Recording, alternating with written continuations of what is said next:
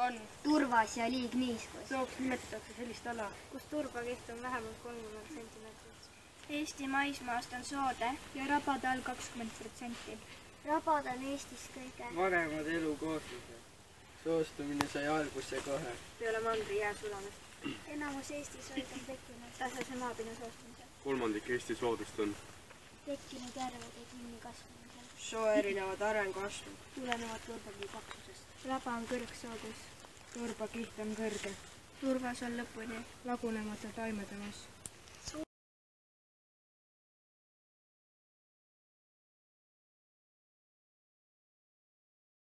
Turvas on lõpmatuni lagunemata taimede mass.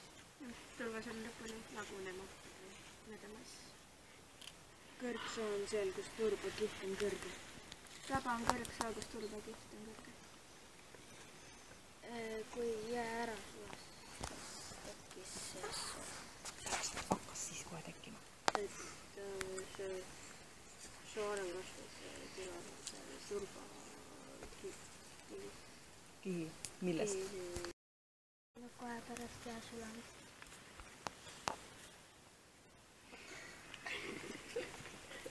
No ütle midagi, mis iganes sul meeles on.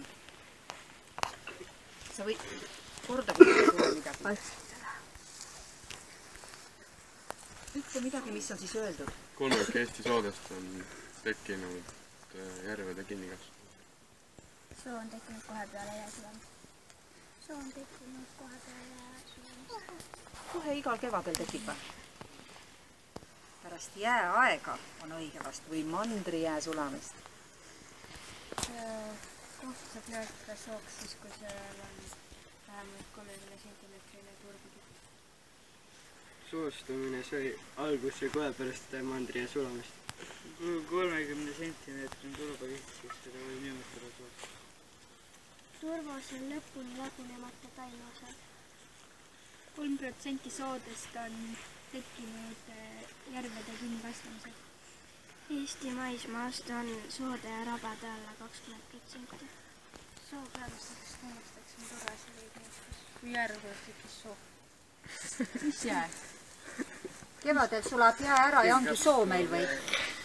Mis liiki jää sulas, ütle? No nii, mandrijää. Eesti soode ja rabade All? all on 20%. Maismaast. Kui turbakiht on üle 30 või 30 rohkem sentimeetritest rohkem, siis seda võib nimetada sooks. Nii, väga hea.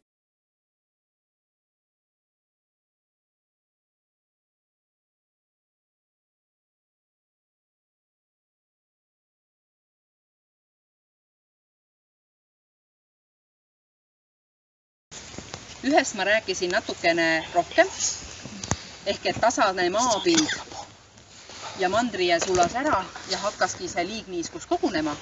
Aga kuidas on 1/3 Eesti rabadest tekkida saanud? Ja mille kinnikasvamisel? Täpselt, järvede kinnikasvamisel. Kas sa kujutad umbes ette, kuidas see protsess toimub? Miks peaks järv kinni kasvama? Nii hästi palju kasvab tavaliselt rohtaimi ja see võib olla põhjustatud Oota, mis sa teed? Katsud jõudu sellega. Et looduses teeme niimoodi, et me vaatame, me kasutame, ütleme käsi kasutame võib-olla kõige vähem. Aga ma tahan, et sa katsud taimede lehti ja niimoodi, et see taim nagu viga ei saa, aga teeme nii, et kõik asjad jäävad püsti ja eks ole. Et 1/3 tõesti rabasid on tekkinud järvede kinnikasvamisel. Ja mingil põhjusel, kas veetase alaneb, kord on läinud kliima soojemaks, siis vesi aurab rohkem ära, vett jääb vähemaks.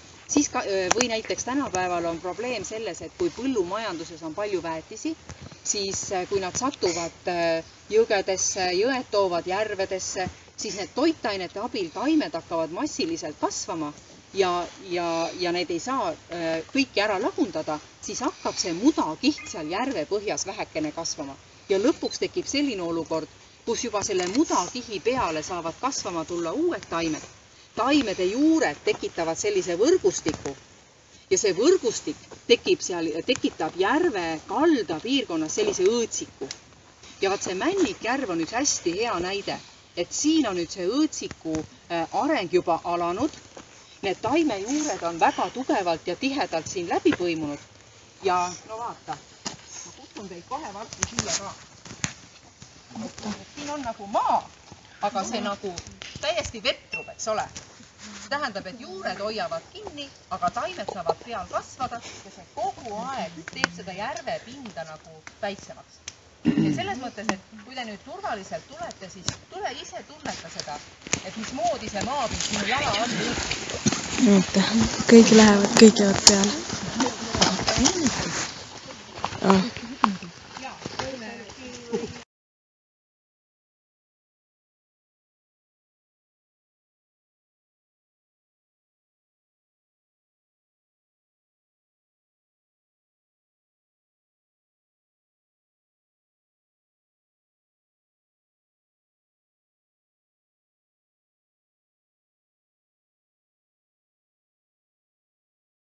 Kas see tuul ümber kuusepuud ja kuusk on selles mõttes tormile hästi, ütleme õrn, sest vaata, mismoodi tema juured on.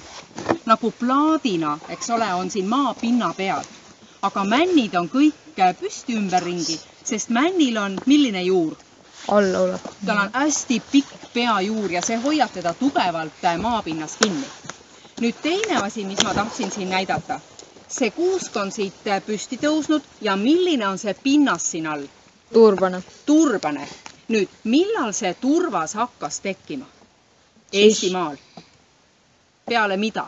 Peale jääaega. Peale jääaega, see tähendab, kui kaua aega tagasi?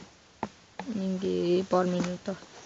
Need miljonid võime praegu ära unustada, see ei olnudki nii hull. Aga ütleme, et mandrijää oli ära sulanud umbes juba seal kuskil 10 000 aastat tagasi. Ja pärast seda oli siis Eestimaa üks lage ala. Ja kuna ta oli tasane, hakkas see vesi kogunema pinnasesse ja sood on siis seetõttu Eesti ühed kõige vanemad kooslused üldse. Nüüd Linnusaare raba, mis on enda looduskaitsealal reservaat. Mida tähendas reservaat? Sinna ei tohi minna. Täpselt, see on reserveeritud, see on kinni pandud liikujatele, sinna me ei lähe. Et selle raba vanuseks on arvestatud 9300 aastat ja teda peetakse, üks raba on Eestis veel vanem temast.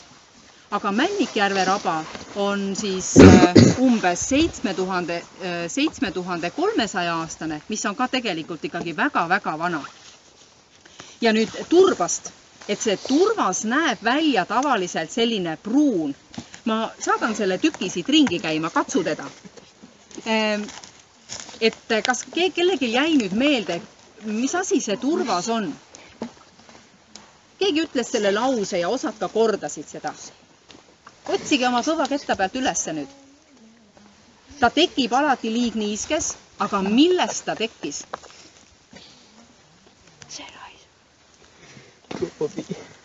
Ja ta hakkas tekkima siis, kui mandrijää sulas, väga õige. Millest saab turvas tekkida? Millest saab turvas tekkida? Nii, taimedest. Aga miks ta ära ei kõdune? Tavaliselt taimelehed, mis sügisel närbuvad, nad lagunevad lõpuni ära ja midagi järele peale huumuse. Miks turvas ei lagune soos lõpuni? Millised olid need tingimused? Kas sa mäletad? Mida oli palju? Vett oli palju. Ja kui on vett palju, siis mida on vähe? Hapnikku on vähe. Ja nüüd, kes suutis kasvada ainult sellises liigniiskes ja hapnikuvaeses keskkonnas? See oli üks selline taim, kellest peaaegu kogu rabapind koosneb. Mis sammal? Turbasammal. Ja tema tegi selle keskkonnaga hapukaks. Nii et see turvas on tekkinud siis peamiselt turbasamblast, mis ei ole lõpuni ära lagunenud. Ehk et turvas on lõpuni lagunemata taimnaine. Millised omadused veel tulid turbatükil, kui sa siit mööda lasid selle? Ta oli selline kõva, sest ta oli kuiv praegu, eks ole. Aga kas ta oli raske? Nii. või on kerge või raske või? Kerge. Ta on väga kerge, sellepärast, et ta on tekkinud taimedest, eks ole. Nii et ja veel, kui me läheme raba peale, siis turbasammal aasta jooksul nendes väga karmides tingimustes suudab keskmiselt kasvada võib-olla 1 sentimeetri aasta jooksul. Kas keegi on päevalille pannud kasvama? Aga oled näinud, kui kõrgeks kasvab päevalill, mille seeme paned kevadel, milliseks sügisel on? Mitu meetrit, eks ole. Ja kujutage ette nüüd, see turbasammal siin aasta jooksul vaevu 1 sentimeetri. Ja nüüd turbasammal on selline imelik taim, nagu kõik samblad, tal ei ole juuri. Ja ta ülemisest osast kasvab ja alumisest laguneb, aga see lagunemine toimub samuti aeglaselt ja ta ei lagune lõpuni. Ja kui see turvas laguneb, see sentimeeter, siis aasta jooksul turvast vajub kokku ainult 1 kuni paar millimeetrit. Nii et see on ääretult aeglane. Kas turvas on loodusvara? On või? Aga miks ta on loodusvara? Miks ta on loodusvara? Siis see kasvab loodus. Kas ta on looduse osa? Kas ta on inimese jaoks varandus, ehk me saame teda kasutada? Nii, ongi loodusvara, eks ole. Kas ta on ka maavara? Ütle sina. Ütle sina. Ütle, mis sun nimi on? Mairo. Mairo, ütle, miks on turvas või kas ta on maavara? turvas. Ta laguneb alt. See oli mitu lauset tagasi. Nii, miks on turvas veel maavara ka? Seda on vähe. Ei ole. Mõtle nüüd iseenesest, et miks on selline nimi maavara? Kus ta asub? On nagu maa sees, eks ole ju. Nii et maavarad on kõik need loodusvarad, mis on maakoore sees. Nii, olgu.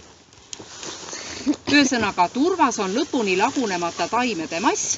See tekib väga aeglaselt ja tekib erilistes tingimusteks, milleks on. Kordame veel. Vesine pinnas. Nii, vesine ehk liigniiske pinnas. Veel. Ütelge tüdrukud ka üks. Millistes tingimustes turvas tekib? Kui on vesine, siis seal on vähe mida? Nii, hapnikku vähe. Turbasammal on teinud kõik ümbruse millise maitsega? Hapukaks. Nii, ja selles ei saa keegi elada. Näiteks ka bakterid ja seened, kes tavaliselt ju lagundavad. Hapukurgi maitsega. Olgu, liigume edasi.